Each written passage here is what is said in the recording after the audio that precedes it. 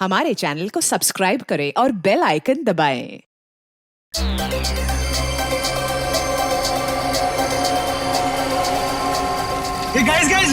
Guys हम लोग कितना खुश नसीब है कि अब से कुछ ही देर में हम लोग वीडियो शावर देखेंगे और वो भी एकदम लाइव। ऐसा पहली बार हो रहा है गाइस, लाइफ में ऐसा नजारा दोबारा देखने को नहीं मिलेगा।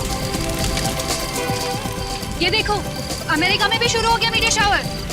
अरे अब इंग्लैंड के आसमान में भी दिखाई दे रहा है।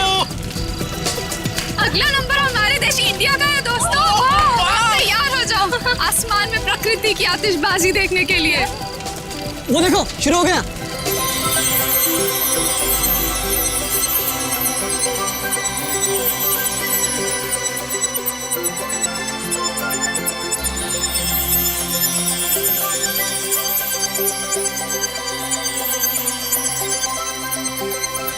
ये मेरी जिंदगी का सबसे खूबसूरत पल है। ऐसा नजारा तो मैंने पहले कभी नहीं देखा।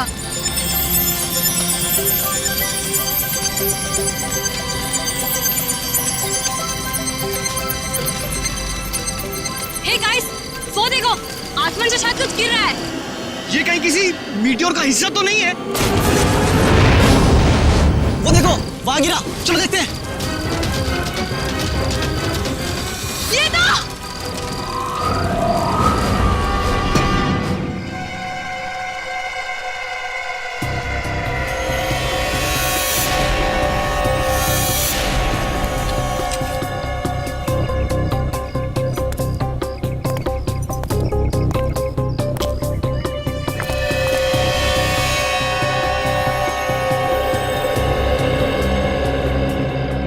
लाश की हालत तो बहुत खराब है, हड्डियां वगैरह चकनाचूर हो गई हैं। हाँ सर, लेकिन ऐसा तो तभी हो सकता है जब कोई काफी ऊंचाई से गिरा हो। लेकिन सर, यहाँ कोई बिल्डिंग तो है नहीं, चारों तरफ खुला मैदान ही है। लाश आसमान से गिरी है, वरना इसकी इतनी बुरी हालत नहीं होती।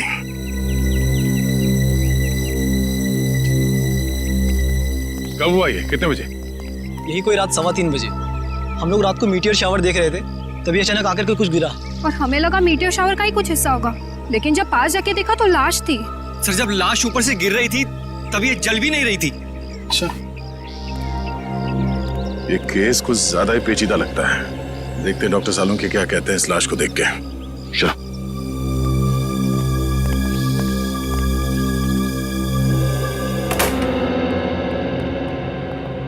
अरे सालूंके साहब, कुछ पता चला? हाँ, फिलहाल तो इस आदमी की उम्र पता चली है, और वो भी डॉक्टर तारिका ने ही पता किया होगा।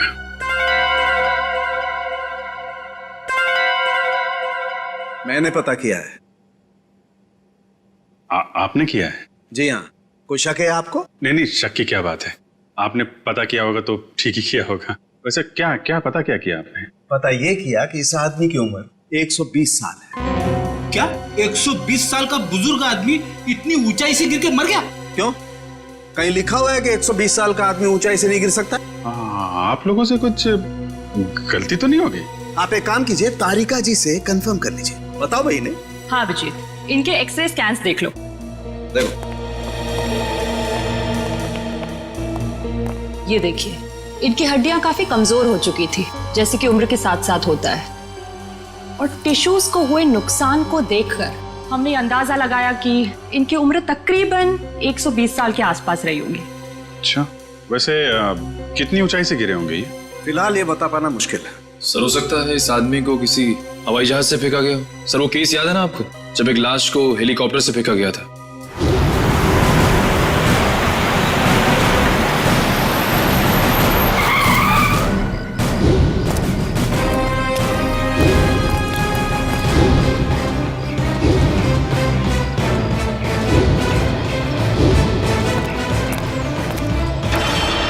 सर, या फिर हो सकता है हॉट एयर बलून से, या फिर स्काई डाइविंग कर रहा होगा। अरे कैसी बातें कर रहे हो तुम लोग यार, 120 साल का बुजुर्ग आदमी स्काई डाइविंग करेगा, हॉट एयर बलून से कूदेगा? वैसे भी हमें वहां पे कोई पैराशूट वगैरह तो मिला नहीं था। हेलो, जली हुई चीज समुद्र में गिरी है, लाश के पास वाले इलाके में? ठीक है, पहुंचते हैं हम लोग।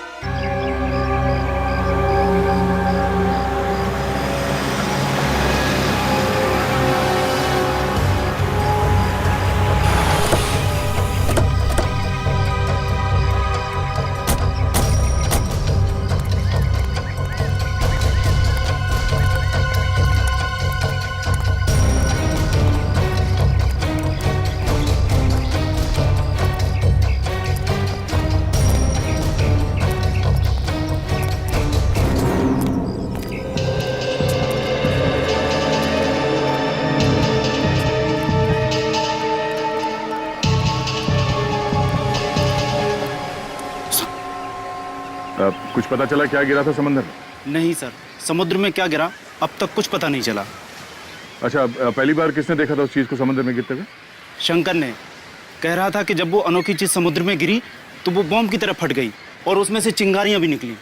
सर हो सकता है ये कोई बॉम्ब ही है, शायद किसी ने ऊपर से फेंका। नहीं सचिन, कोई समुद्र में बॉम्ब क्यों गिराएगा? बात कुछ और ही है।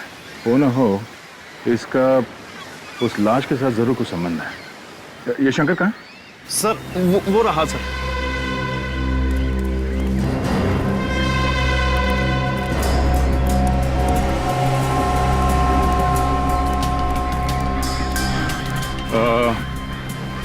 तुम शंकर हो? जी मैं शंकर। हम लोग सीआईडी से हैं। एग्जैक्टली हुआ क्या था? सर करीब रात के 3 बज रहे थे। मेरी बीवी जोर जोर से खर्राटे भर रही थी, इसलिए मुझे नींद नहीं आ रही थी। क्या आपकी वाइफ भी खर्राटे मारती है? रेडी, अब अपनी वाइफ की बातें शुरू मत कर देना। हाँ, क्या कह रहे थे आप? नींद ना आ पाने की वजह से मैं कुछ देर बाहर टहलने निकल आया। तभी अचानक मैंने देखा कोई बड़ी सी चीज जोर से छपाक करके समुद्र में गिरी। एक बहुत तेज रोशनी हुई, जैसे किसी ने आग का गोला दरिया में फेंक दिया। सर हो सकता है कि अंतरिक्ष से कोई उड़न तस्तरी गिरी होगी समुद्र में, और वो 120 साल का आदमी वो भी उड़न तस्तरी से ही गिरा होगा, फ्लाइंग सॉसर से। रेडी, मैंने तुमसे क्या कहा अभी? थोड़ी देर के लिए मौन व्रत रखो तुम, समझे? सॉरी। जी कहिए। मैं समुद्र के नजदीक आया, ये जानने के आखिर हुआ क्या है। तभी दूर एक आदमी की परछाई दिखाई दी। आदमी की परछाई? तुमने उसका चेहरा देखा? नहीं साहब, अंधेरा बहुत था, सिर्फ परछाई दिखी। वो आदमी समुद्र से निकला और वहां उस तरफ चलकर जाने लगा। फिर क्या हुआ?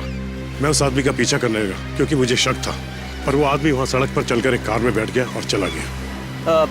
कार का नंबर देखा है तुमने? नहीं साहब, नंबर तो नहीं देखा, लेकिन हाँ वो सिल्वर कलर की बैक्स्टर गाड़ी थी। उसने गाड़ी चाबी से खोली या? नहीं साहब, वो कार उसकी नहीं थी, क्योंकि उसने बहुत तिगड़म करके कार का दरवाजा खोला था। सर फिर तो कार चोरी की होगी।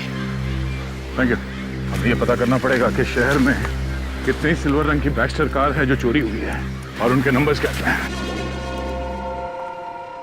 सर स्पेक्ट्रोमीटर टेस्ट की रिपोर्ट आ गई है। देखिए मुझे लाश के कपड़ों में से क्या मिला है। क्या मिला है?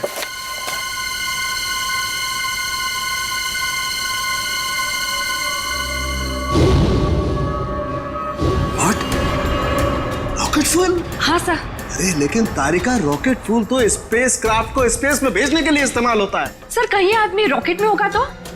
नहीं, रॉकेट में होगा तो भी क्या है, रॉकेट में होने से इसके कपड़ों पर रॉकेट फ्यूल कैसे आ सकता है Tarika? It is not possible.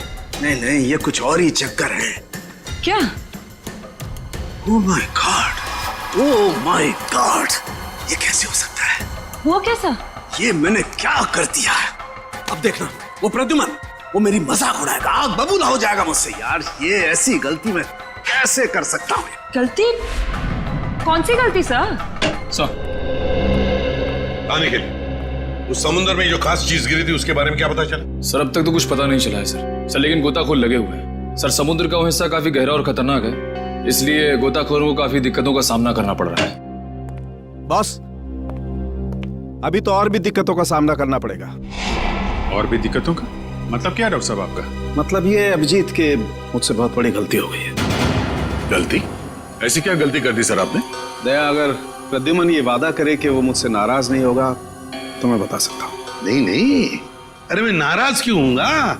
मैं तो मिठाई बांटूंगा, क्योंकि the great intelligent and genius doctor Salunkhe ने जिंदगी में पहली बार अपनी गलती मान ली। तो डॉक्टर साहब बताइए, क्या गलती की आपने? गलती दरअसल मुझसे ये हुई है कि उस आदमी की उम्र 120 साल नहीं है। क्या 120 साल की नहीं है? नहीं। तो फिर क्या उम्र होगी उसकी? लगभग 50 साल। क्या साळुंखे, तूने 50 साल के आदमी को 120 साल का बना दिया? इतनी बड़ी गलती की तूने? यार दरअसल उस आदमी की हड्डियां तो यही बता रही थी कि उसकी उम्र 120 साल की होनी चाहिए, मगर स्पेक्ट्रोमीटर टेस्ट के बाद उसके कपड़ों पर मिला रॉकेट फ्यूल ये बता रहा है कि ये आदमी 4-5 महीने अंतरिक्ष में रहकर आया है। क्या उसके कपड़ों पर रॉकेट फ्यूल मिला? हाँ, और अंतरिक्ष में हड्डियों की डेंसिटी हर महीने 2% घटती जाती है। मतलब लाश अंतरिक्ष में से गिरी है? नहीं फ्रेडी, लाश अंतरिक्ष से अगर गिरती तो जल जाती, धरती पर पहुंचने से पहले ही उसके चीथड़े उड़ जाते, मगर ऐसा हुआ नहीं। मतलब ये लाश किसी स्पेसक्राफ्ट से गिरा है, जब वो धरती पे वापस आ रहा होगा। मगर दया, हमारे देश से कोई स्पेसक्राफ्ट तो किसी इंसान को लेकर अंतरिक्ष में गया ही नहीं। फिर भी अभिजीत, हमें पता तो लगाना ही पड़ेगा कि है कौन ये, और फिर वो गिरा तो गिरा कहां से और कैसे। और ये तो हमें हमारी स्पेस एजेंसी ही बता सकती है। हेलो सर, मैं यहाँ का डिप्टी डायरेक्टर हूँ, हरीश मेरा नाम है। कहिए। हरीश जी, हम यहाँ पर एक ऐसे आदमी के सिलसिले में आए हैं जिसका खून हुआ है, मगर उसने अंतरिक्ष में 4-5 महीने गुजारे हैं। आपको तो इस बात की जानकारी होगी ना कि हमारे देश से कौन कौन आदमी अंतरिक्ष यात्रा करके आया।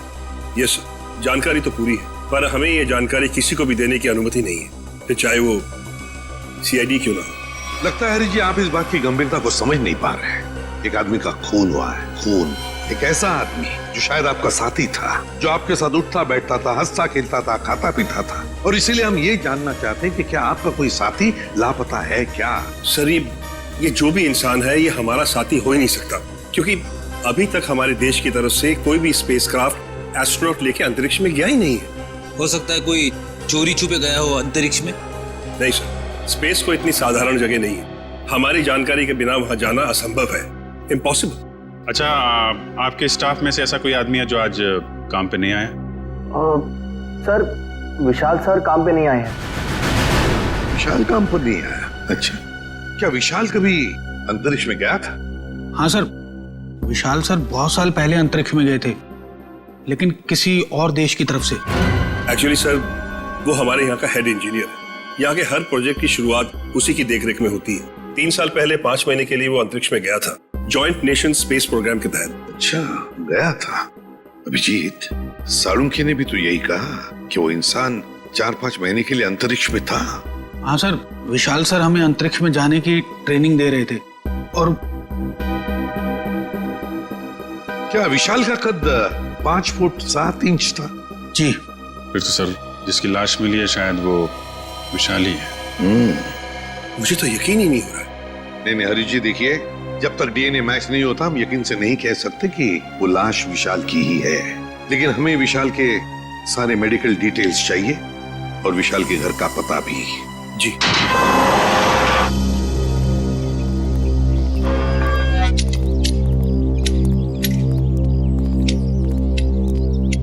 सुनिए, ये विशाल का घर है ना? जी, घर तो विशाल साहब का ही है, लेकिन वो घर पर नहीं है। हाँ, वो तो पता है हमें, लेकिन क्या विशाल जी के कोई घर वाले या परिवार वाले, कोई दोस्त वगैरह आसपास रहते हैं क्या? जी, विशाल साहब की पत्नी अदिति मेम साहब तीर्थ गई हैं। आप लोग? हम लोग सीआईडी से। सीआईडी? जी। कहिए, क्या बात है? आप कौन है? आपका नाम क्या है? जी, मेरा नाम बिरजू है। अच्छा, देखो बिरजू, हमें एक लाश मिली है। लाश? और हमें शक है कि वो लाश विशाल जी की है। ये कैसे हो सकता है? विशाल साहब नहीं मर सकते। देखिए, आप संभालिए अपने आप को। फिलहाल हमें सिर्फ शक है कि ये लाश विशाल जी की है। हो सकता है कि ये लाश किसी और की हो। भगवान करे वो लाश विशाल साहब की ना हो। वैसे आखिरी बार कब देखा था तुमने विशाल जी को? कब मिले थे उन्हें? कल सुबह जब मैं काम पर आया था तो विशाल साहब ने मेरी बाहर से ही छुट्टी कर दी थी। घर के बाहर से ही छुट्टी दी? क्यों, किस लिए? जी पता नहीं, ऐसा पहले कभी नहीं हुआ है। मैंने विशाल जी से कहा कि मैं घर की सफाई कर देता हूँ, झाड़ू पोछा कर देता हूँ, मैं फिर चला जाता हूँ, लेकिन उन्होंने मुझे घर में घुसने ही नहीं दिया। आपको उन्होंने घर में घुसने नहीं दिया? जी हाँ, उनका बर्ताव बड़ा अजीब सा था। जब उन्होंने अदिति मेम साहब के तीर्थ पर जाने की बात कही तो मुझे बड़ा अजीब सा लगा, मुझे यकीन ही नहीं हुआ। लेकिन क्यों? क्योंकि अदिति मैडम इस तरह अचानक कहीं नहीं जाती। अगर वो शहर से बाहर कहीं जाती भी हैं, तो महीनों पहले वो अपनी तैयारी पूरी कर लेती हैं। अच्छा, साहब ने तुम्हें घर के अंदर आने से मना कर दिया। वैसे बिरजू, हम घर के अंदर देखना चाहते हैं। तुम्हारे पास घर की चाबी तो होगी? जी हाँ। हम ये देखना चाहते हैं ऐसी क्या वजह थी जो साहब ने तुम्हें घर के अंदर आने से मना कर दिया। जी अभी खोलता हूँ।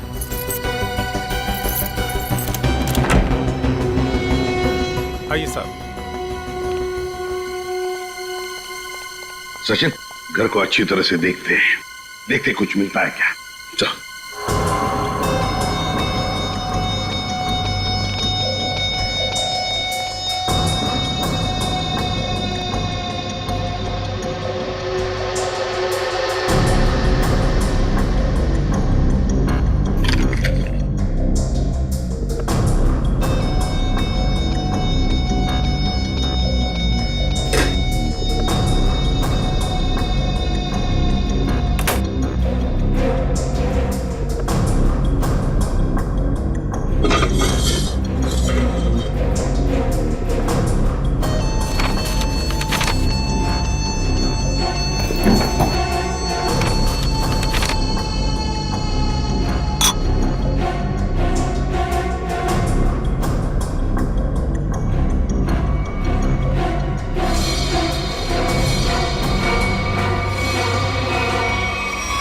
लेकिन कागज के टुकड़े पर कुछ हल्का हल्का सा लिखा हुआ है।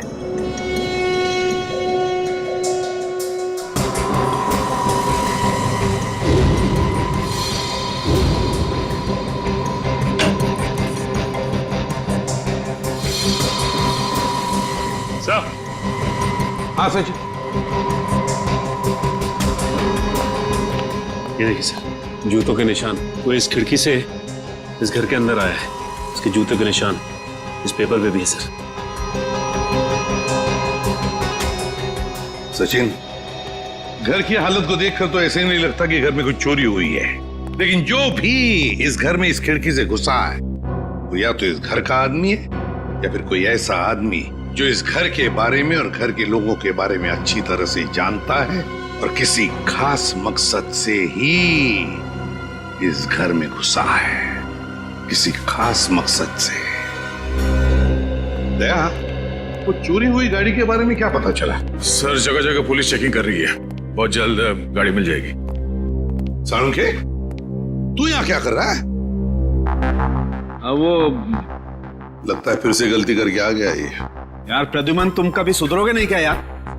अरे यार नहीं, कोई मजाक नहीं, ठीक है। आगे से तुम किसी ऐसे इंसान से काम कराओ जिसने अपनी जिंदगी में कभी कोई गलती नहीं की। मैं जा रहा हूँ, बाय। अरे सर, डॉक्टर तारिका। क्या? मेरे कहने का मतलब है सर कि तारिका जी अकेली पड़ जाएंगी अगर आप चले गए तो। अच्छा, तो मतलब आपको तारिका जी की फिक्र है, सालुके की फिक्र नहीं है ना? ठीक है, तो मैं जा रहा हूँ, ठीक है, बाय। यार लेकिन जो बात बताने के लिए आया था वो तो बता के जा। वो आप इनकी डॉक्टर तारिका जी से पूछ लीजिएगा। मैं जा रहा हूँ, बाय। अच्छा ठीक है, बाय। 1 मिनट में वापस आ जाएगा। हाँ दया, देखा? देखो दया, मैं ना सिर्फ और सिर्फ तुम्हारी वजह से वापस आया हूँ। हाँ, क्योंकि मैं जानता हूँ एक सिर्फ तुम हो जो मुझे अच्छी तरह से समझते हो, बाकी ये लोग तो मेरी नौकरी छीनने पर लगे हुए हैं। सर वो मैं नहीं, कुछ कहने की जरूरत नहीं दया, मैं तुम्हें बहुत अच्छी तरह से समझता हूँ। वैसे समझता मैं इन लोगों को भी बहुत अच्छी तरह से हूँ। वैसे दया, जो बात तुझे बताने के लिए आया था जरा पूछ ले, क्या बात है? अब सर, देखो दया, जो लाश आप लोगों को मिली थी ना, उसका डीएनए मैच हो गया है और वो लाश विशाल की है। क्या? विशाल की है? मतलब हमारा शक सही निकला? बिल्कुल। और जो जूतों के निशान आपको विशाल के घर से मिले थे वो किसी ऐसे आदमी के जो एक पांव से लंगड़ा के चलता है। ये कैसे पता चला सालुंखे सर? देखो, जब कोई इंसान लंगड़ा के चलता है तो उसका एक पैर पर वजन ज्यादा होता है और दूसरे पैर पर वजन कम होता है, और इसीलिए दोनों पैरों का अलग अलग निशान पड़ता है। वाह सालुंखे साहब, वाह, बड़ा तगड़ा ऑब्जर्वेशन है आपका। Thank you. समझ था क्या है? वैसे साळुंखे यार, वो कागज के टुकड़े जो मिले थे विशाल के घर से, उन पर कुछ लिखा हुआ था, वो क्या है?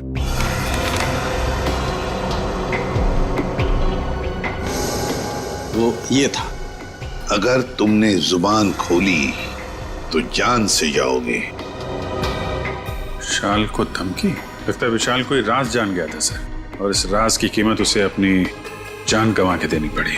सर खूनी जरूर इस स्पेस एजेंसी का ही कोई होगा सर, या फिर आसपास का कोई होगा, वरना स्पेसक्राफ्ट या हवाई जहाज से उसे नीचे फेंकना मुश्किल है सर। बिल्कुल वैसे ही हुआ होगा। बॉस, अभी सालुके के सुरागों की पोटली खाली नहीं हुई है, और भी कुछ बाकी है क्या? हाँ, एक ऐसी चीज जो आपको खूनी के एकदम नजदीक तक ले जाएगी। तो बताइए ना डॉक्टर साहब।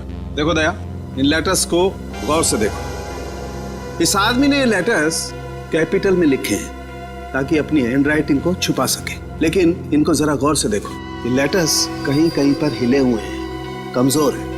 मुझे लगता है इस आदमी का हाथ कांपता था जब ये लिखता था। कमाल है सर, धमकी भरा खत लिखता है और लिखते वक्त हाथ भी कांपता है। डर की वजह से? बिल्कुल सही फ्रेडी, डर की वजह से ही। दरअसल इसके हाथ में कोई तकलीफ थी, न्यूरोटिक तकलीफ। जब ये डरता था, इस आदमी का हाथ कांपता था। जब इसने ये नोट लिखा, ये डरा हुआ था, इसीलिए इसका हाथ कांप रहा था और ये अक्षर इस तरीके से बने। हाथ में तकलीफ? विशाल सर बहुत साल पहले अंतरिक्ष में गए थे, लेकिन किसी और देश की तरफ से।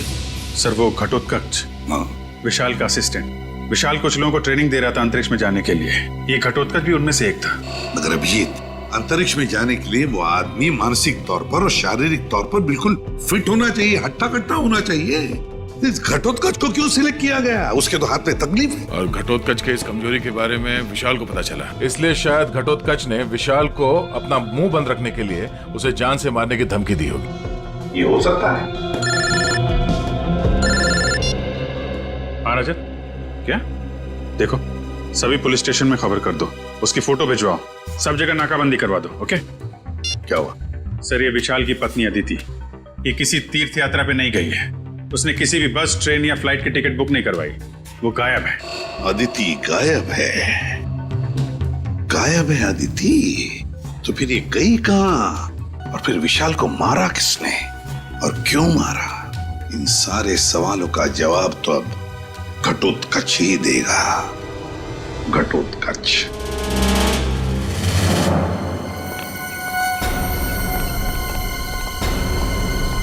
शरीर घटोत्कच का घर सर।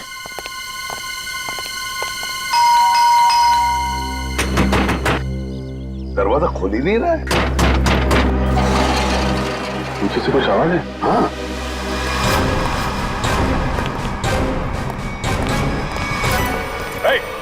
पकड़ो उसे।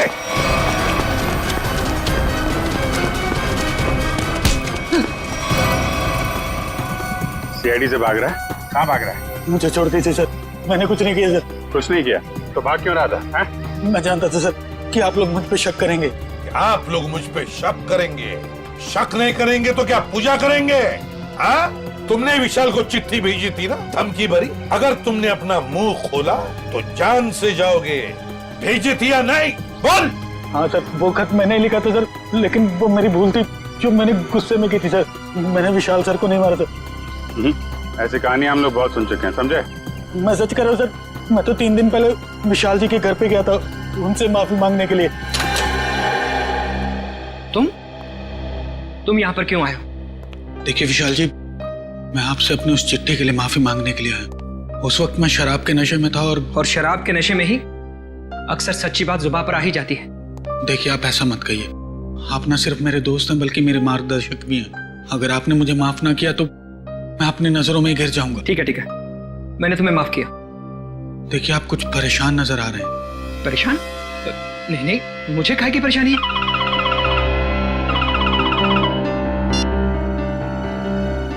हेलो जी, ठीक है, आप जैसा कहेंगे मैं बिल्कुल वैसा ही करूंगा, लेकिन मेरी पत्नी पर कोई आंच नहीं आनी चाहिए। अदिति किडनैप हो गई और फिर किडनैपर अदिति को कोई नुकसान ना पहुंचाए, इसलिए विशाल ने ऐसी कहानी बनाई कि अदिति तीर्थ यात्रा पर चली गई। दया का फोन आ गया। अच्छा, चोरी की गई गाड़ी का पता चल गया? एक्सीलेंट।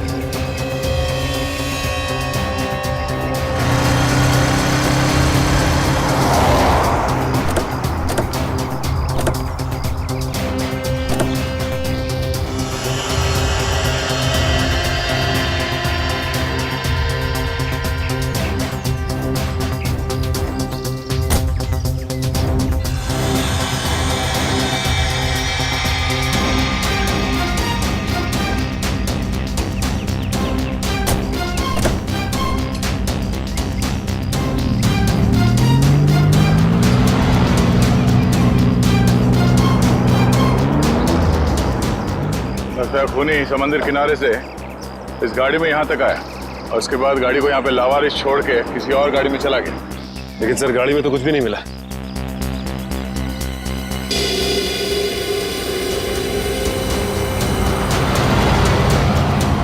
ये देखो, सीसीटीवी कैमरा लगा हुआ है इस ट्रैफिक पोस्ट पे। जरूर उस खूनी का चेहरा इस कैमरे का कैद हो गया होगा। इसके लिए काम करो, आरटीओ को कांटेक्ट करो और इस कैमरे की फुटेज ले लो। सर, हेलो, क्या अदिति मिल गई? कौन से हॉस्पिटल में है? हेलो सर, मैं इंस्पेक्टर प्रशांत। मैंने ही आपको फोन किया। अच्छा, अदिति की तबीयत कैसी है? सर उन्हें गोली लगी थी। गोली लगी थी? जी हाँ, उनका ऑपरेशन हुआ है, अब वो खतरे से बाहर है। लेकिन ये आदिति मिली कहाँ तुम लोगों को? सर हम लोग पेट्रोल पे थे। Hello control room. Yes sir, यहाँ सब कुछ ठीक है सर, ओवर। अरे राघव, वो देखो किसी औरत को जबरदस्ती ले जाया जा रहा है। कहीं अदिति तो नहीं जिसकी फोटो सीआईडी ने भेजी थी हर जगह ढूंढने के लिए? हो सकता है। चलो देखते, पीछा करो उसका। चलो जल्दी। एक काम करो, सारे में बंदी रखो ताकि उन्हें पता नहीं चले कि हम लोग उनका पीछा कर रहे हैं। वो रहे।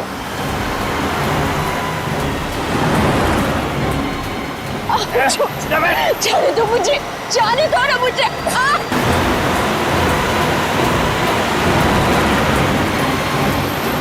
कैसे भी पकड़ना है उन लोगों को, पीछा करो जल्दी। वो देखो, टेप ले लो।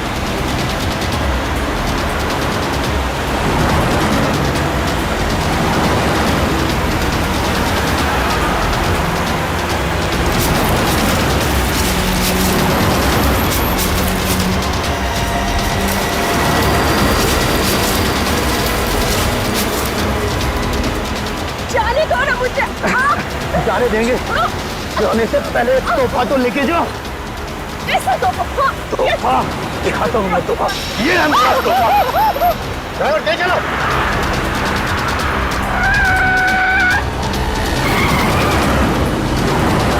और तेज ड्राइवर।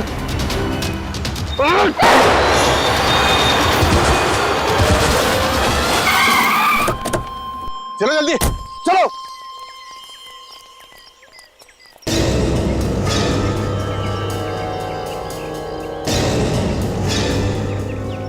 ओह नो, ये तो आदिति ही है। इसे तो गोली लगी है। चलो जल्दी से हॉस्पिटल लेके चलते हैं। चलो चलो। उस कार को हमने रोकने की बहुत कोशिश की सर, मगर हमारा ज्यादा ध्यान अदिति जी की तरफ था, इसलिए वो लोग हमारे हाथ से निकल गए। तुम लोगों ने बिल्कुल सही किया। गाड़ी का नंबर तो नोट किया होगा? नहीं सर, उस गाड़ी की नंबर प्लेट पे मिट्टी लगी हुई थी सर, इसलिए हम लोग आधा ही नंबर देख पाए। Good job. Thank you. हम लोग आदिति से मिलते हैं। जी सर।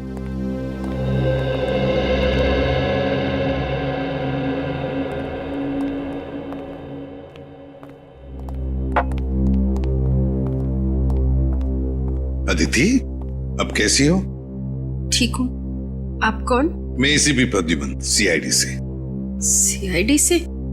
मेरे पति कहाँ हैं? बहुत जल्दी आ जाएंगे। बस एक बात बताओ, ये सब कैसे हुआ तुम्हारे साथ? 2 दिन पहले जब मैं सब्जी मंडी से घर लौट रही थी, कुछ लोग मुझे अपने गाड़ी में डालकर साथ ले गए। उनमें से किसी का चेहरा देखा आपने? नहीं, उन्होंने अपने चेहरे पर मास्क डाल रखा था। ओह, मास्क पहन रखा था। वैसे कहाँ लेकर गए वो तुम्हें, कुछ बता सकती हो? पता नहीं, उन लोगों ने मुझे कुछ खिलाकर बेहोश कर दिया था। एक अंधेरे कमरे में रखा था और वो मुझे विशाल के काम के बारे में सवाल पूछ रहे थे। विशाल के काम के बारे में? तो तुमने क्या कहा? मैंने उन्हें कहा कि विशाल अपने काम के बारे में मुझसे कोई बातचीत नहीं करते, लेकिन उन्हें लगा कि मैं झूठ बोल रही हूँ।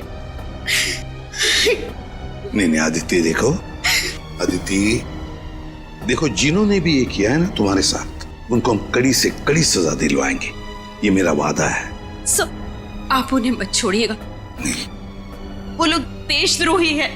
कुछ देर बाद उनका बॉस भी उसी कमरे में आया और उसने मुझसे कहा कि विशाल मुझसे ज्यादा अपने देश से प्यार करते हैं। मैंने उन्हें जवाब दिया कि मुझे गर्व है कि विशाल पहले एक अच्छे नागरिक है और फिर एक अच्छे पति। बिल्कुल सही कहा तुमने, बिल्कुल सही कहा। और सच कहूं, हमें भी तुम पर गर्व है, क्योंकि तुमने ये सब किया ना इसकी वजह से। अच्छा बताओ, क्या तुमने उस आदमी का चेहरा देखा?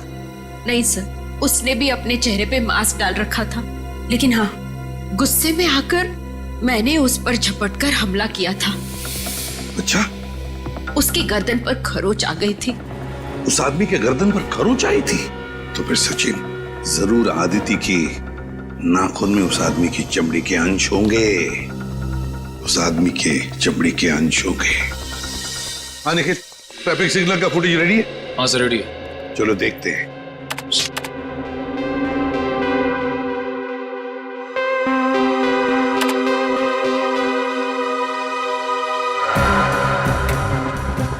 रात का फुटेज है, समझ में नहीं आ रहा है। दिन का फुटेज दिखाओ।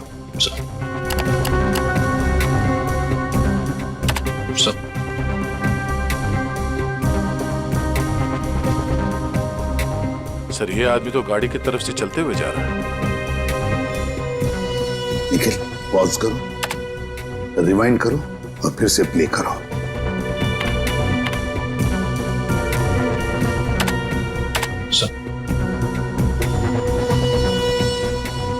और जो जूतों के निशान आपको विशाल के घर से मिले थे वो किसी ऐसे आदमी के जो एक पांव से लंगड़ा के चलता है। बाएं पैर से लंगड़ा भी रहा है, कहीं ये हमारा खूनी तो नहीं? सर मगर ये आदमी है कौन? इसका चेहरा तो दिख ही नहीं रहा है। पता चल जाएगा फ्रेडी, ये है कौन ये पता चल जाएगा। लाल जूते जो पहने हैं। निखिल रिवाइंड करो, जूम करो जूतों पर।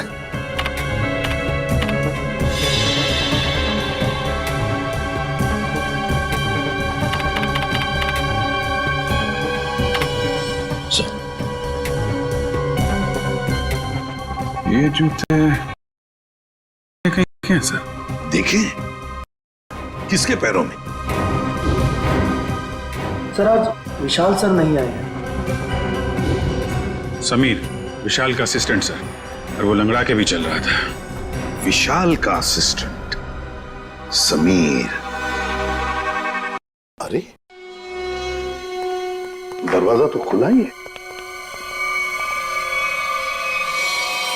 माय गॉड, खून! चौकन ना रहना, लगता है किसी को घसीट के ले जाया गया है यहां से उस तरफ।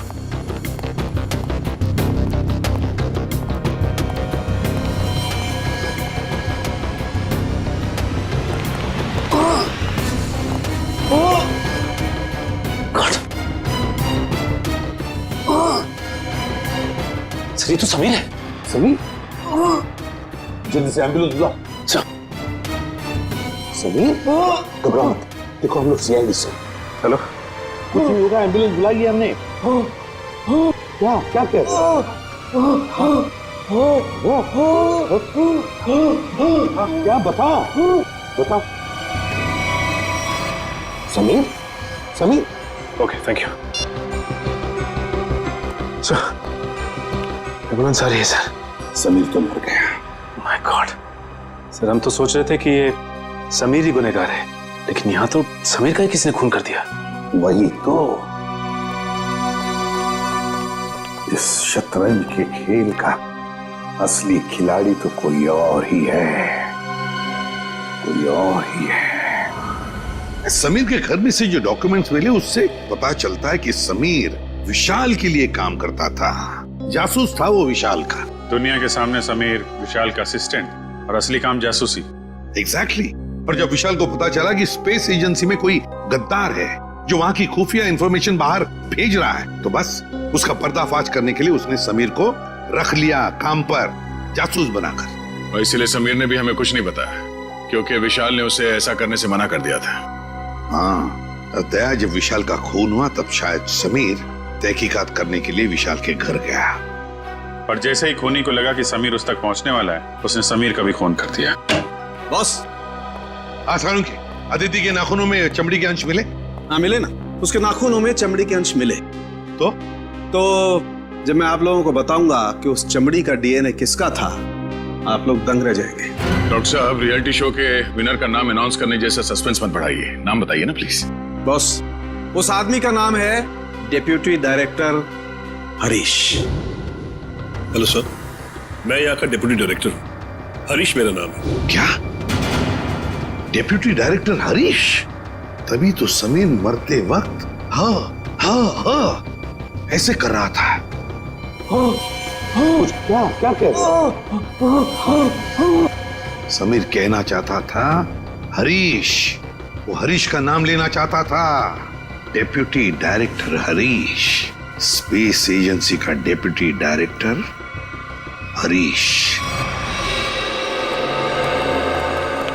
एक्सक्यूज मी सर, आप लोग यहाँ? जरा हरीश जी को बुलाइए। कहाँ है वो? सर वो तो कुछ ही घंटे पहले चले गए। चले गए? कहाँ गए, कुछ पता है आपको? नहीं सर, वो बड़ी जल्दी में थे, इसलिए बिना कुछ बताए निकल गए। कोई बात नहीं, हम पता लगा लेंगे। उनके गाड़ी का नंबर दीजिए। जी। हेलो हाँ बोल रहा हूँ। कहाँ पे? एमआई इलाके में? ठीक है, ओके सर। हरीश की गाड़ी एमआई इलाके में देखी गई है सर। एमआई इलाके में? हाँ सर। श्रेया जरा नक्शे में चेक करो, एमआई इलाके में हरीश कहाँ जा सकता है? सर एमआई इलाके के आगे तो बॉर्डर है, हमारे राज्य की सीमा, और ये बॉर्डर एमआई इलाके से 15 किलोमीटर दूर है। तो ये उड़ान भर के हरीश अपना घोंसला कहीं और बनाना चाहता है। और सर उड़ान भरने के लिए पास में ही एक रनवे और एयरफील्ड भी है। फिर तो सर ये शहर से नहीं देश से बाहर निकलने का प्लान बना रहा होगा। तो चलो इसके प्लान का आज क्लाइमैक्स कर देते हैं।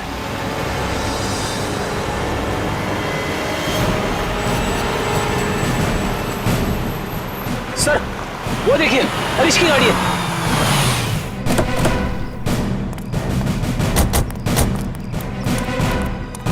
सर गाड़ी तो खाली है सर, तो लगता है भाग गया है हरीश। लगता है वो एयरफील्ड की तरफ गया है। चलो लेट्स गो।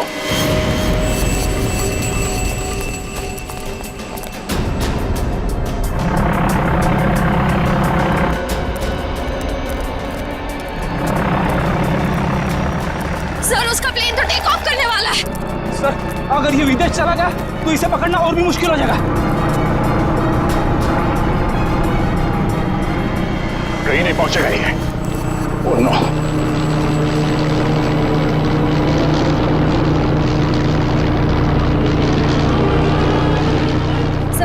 सर हम कंट्रोल टावर से पता कर सकते हैं कि ये प्लेन किस दिशा में और कौन से देश की तरफ गया है।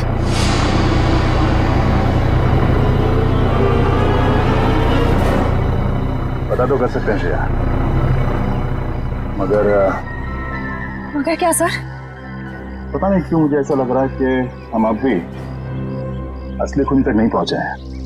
सर इस हरीश तक पहुंचते पहुंचते रह गए सर। नहीं निखिल, असली खूनी ये हरीश नहीं है। हरीश नहीं है तो फिर कौन है सर? अब मेरी समझ में आ रहा है कि सब किसका किया धरा है।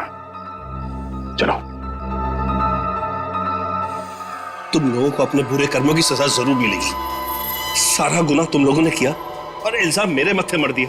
बात तो तेरी ठीक है, मगर सीआईडी कभी पता नहीं कर पाएगी कि असली मुजरिम कौन है, क्योंकि हमने तुम्हारे बैंक अकाउंट में पूरे 15 करोड़ रुपए डलवाए। 15 करोड़ रुपए? हाँ 15 करोड़ रुपए, जिससे उनको लगेगा कि तुमने अपने जमीर का सौदा कर दिया है 15 करोड़ रुपयों के लिए, और अब देशद्रोही बन गए। शर्म आनी चाहिए तुम लोगों को। शर्म तो हमें आने से रही, अब तू एक अच्छे बच्चे की तरह उस नए मिशन की पूरी जानकारी हमें देते हैं। चल। नहीं, कभी नहीं। मैं रुपयों के लिए अपने देश को कभी नहीं बेचूंगा, कभी नहीं।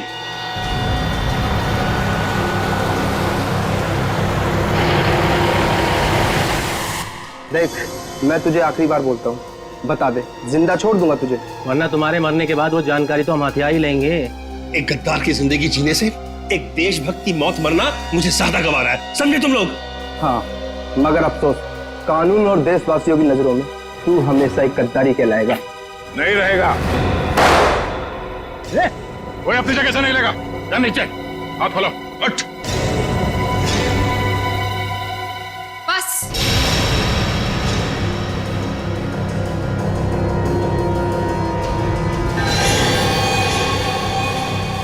बहुत हो चुका ये नाच गाना, अब काम की बात करें। हाँ, काम की बात भी हो जाएगी अदिति। तुम लोग मुझे देखकर चौंके नहीं?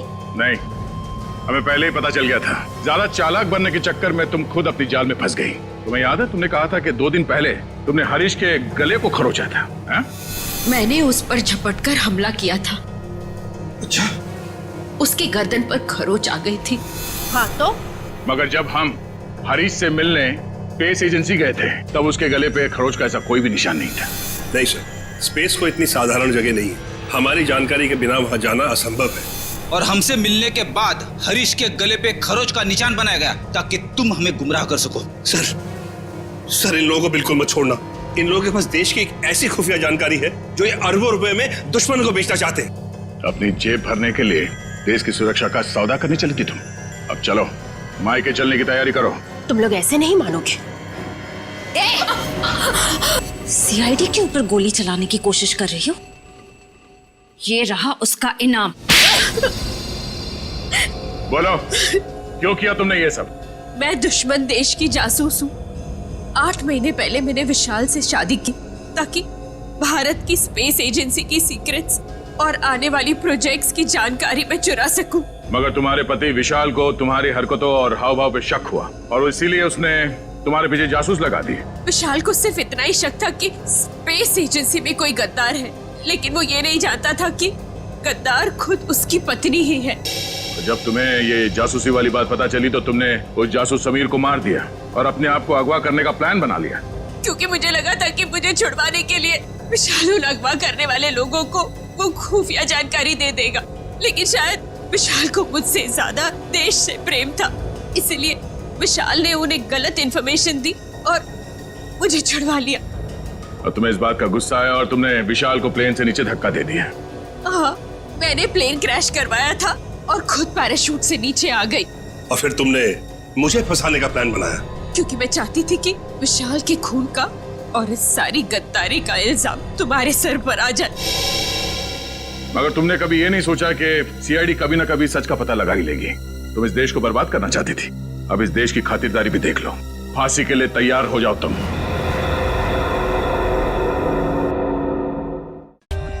For more updates, subscribe to our channel, click the show links and enjoy watching the videos.